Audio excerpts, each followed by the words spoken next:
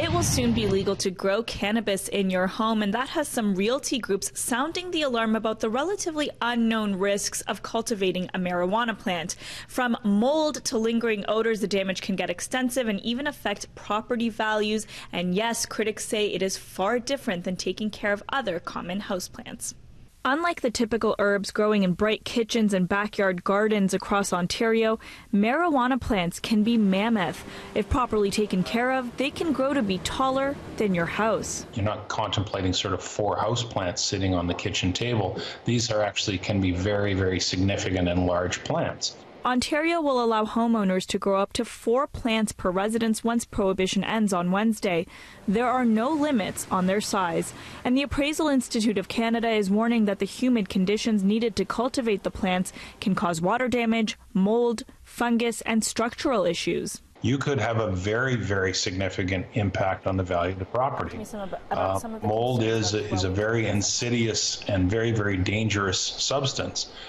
And the cost of remediation of mold, if it gets out of hand, can be very, very high. There's also the problem of the lingering odor, because it's not just the smoke that smells.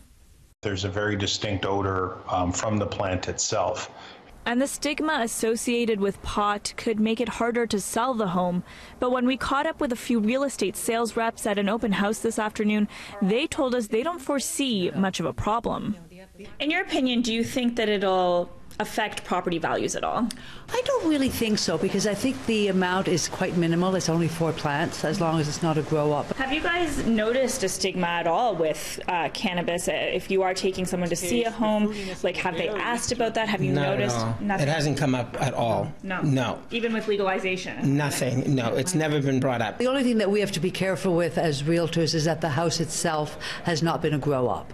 That's different. Right. That we've had problems with in the past, but not with the legalization and just the couple of plants. The Ontario Real Estate Association says already first-time buyers are extremely particular before purchasing a property, and the cultivation of cannabis could create a nightmare scenario.